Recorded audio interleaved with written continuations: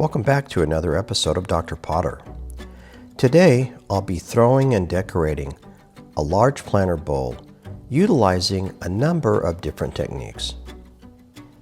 You'll notice I'm starting off with a good-sized piece of clay, somewhere between 10 and 12 pounds.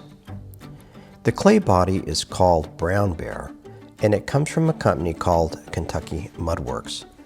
It's a mid-fire clay that turns a very dark brown, almost like chocolate ice cream when it's fired between cone 5 and 7.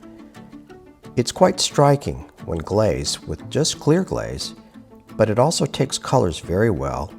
It's easy to throw and easy to carve.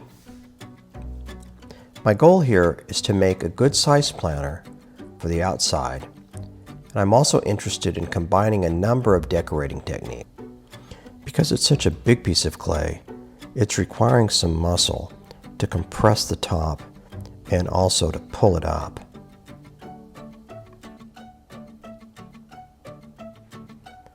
I use my hands to shape the inside and also a sponge to smooth it, and then a large wooden rib to compress the outside.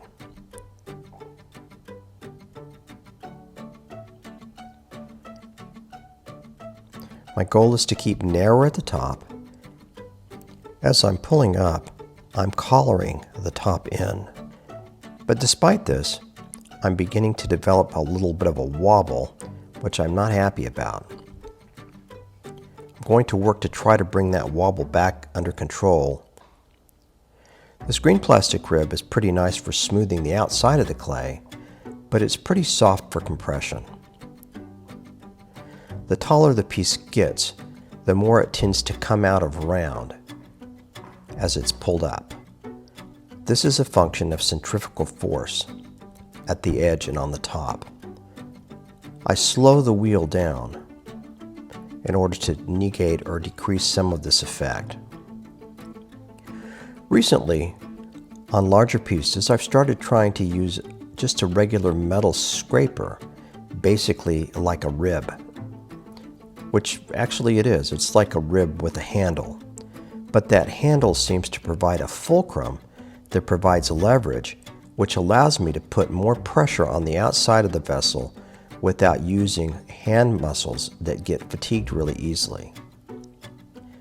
The wide blade covers more area and gives me more control to smooth the outside of the vessel.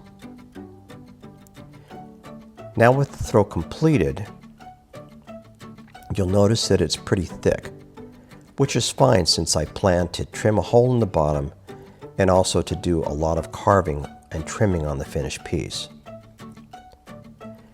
It's been allowed to dry about 24 hours, and I start to first trim the vessel utilizing the metal rib to smooth and really compress down the inside and the outside and also the base to avoid cracks. I compress the base first with my fingers and then with a metal rib, and this pulls the vessel into round, decreasing the wobble and thinning the edges. Removing clay from both the top and the mid portion helps balance the weight. I've had some problems with this particular brand of clay in the past cracking. I've noticed that the thickness needs to be uniform throughout the whole vessel. It's essential that it's dried slowly and then fired slowly as well.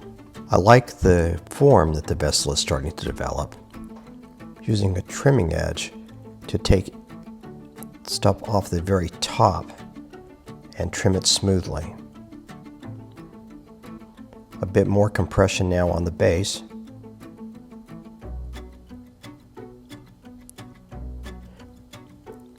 Light bulbs work quite well to really compress the base and push those molecules tightly together.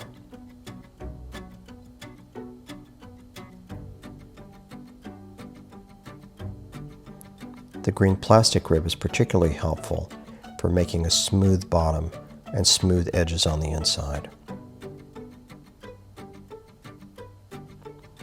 The wobble has come out now, and I think it looks quite a bit better.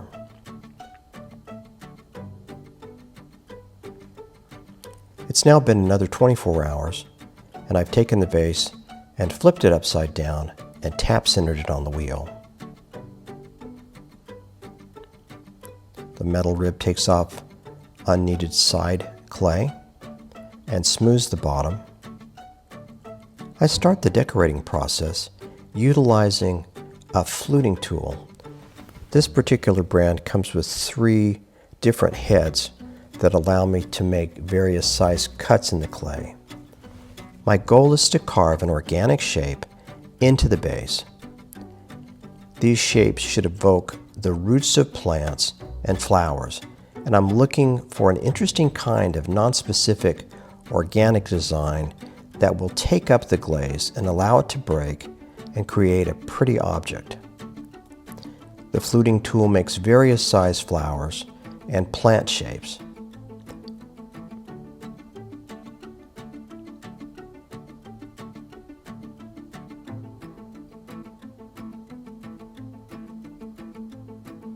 Next, I take a needle tool and draw out some rudimentary flowers. First a rose, and then kind of a non-specific petal type flower.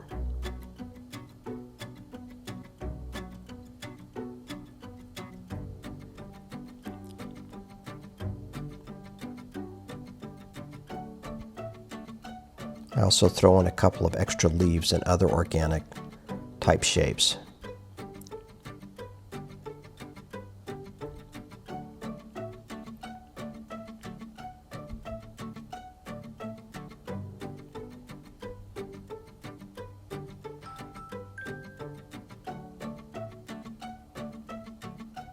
I then take this triangular shaped metal cutter that produces a very fine line and enhance the edge of each of the carvings that I made, trying to highlight it.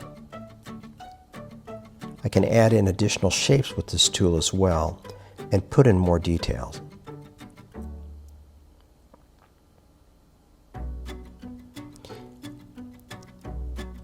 I've taken multicolored slips and then filled in the voids that I made with the carving. And I carve back and begin reducing the bulk once it's dry. This fine-tuned carving pulls out some more non-specific plant shapes to be enhanced with underglazes and carving.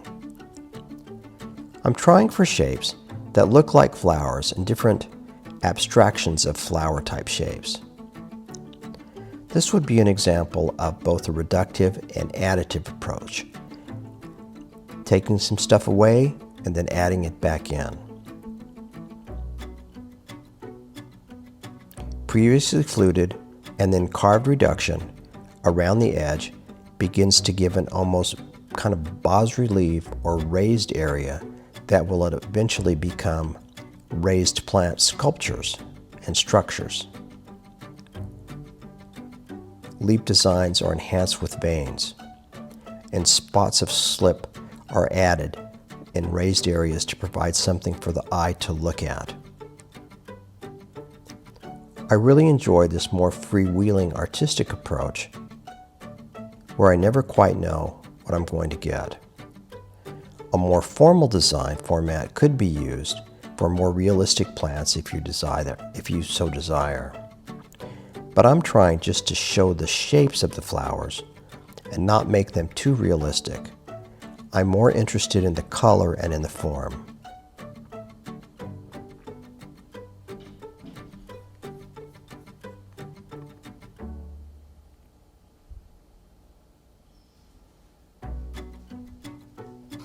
Finally, I began applying a product that I recently discovered called Colors for Earth. This is a really deeply pigmented underglaze that I paint around and over the tops of the already carved and slip trail shapes. This produces more of a hard edge shadow to some of these plants. I've struggled trying to find products that are dynamic enough in pottery, especially dark pottery, to really give bright colors. This brand seems to do a really nice job. at bringing colors out when it's fired. The rose is outlined with a deeper red on the outer edges. Some of these colors have been diluted with a little water and they become more like washes.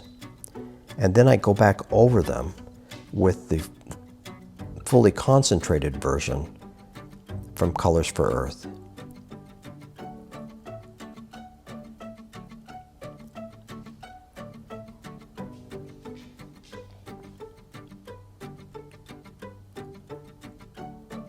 Complementary colors and similar shaded highlights are added to augment the form, producing more realistic forms and shapes and more interesting decorations.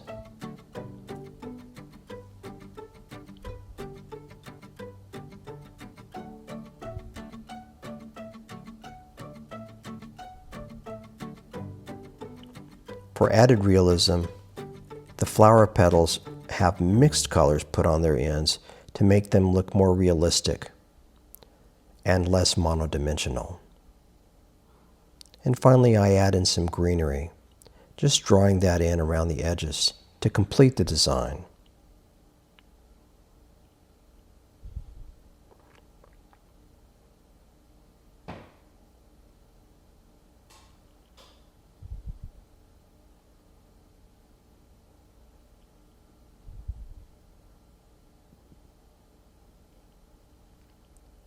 So the piece will be bisqued and then covered with a clear outer glaze.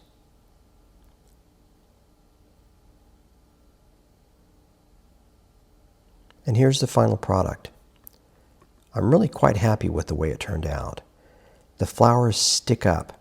They're bright and very interesting to look at. They're different and provide a lot of interest and eye appeal, in my opinion. So this is the final product. Just the outside has been glazed, the inside is raw. If you like what you see, hit like and subscribe and I'll do some more. Send me your comments. Thanks so much for watching.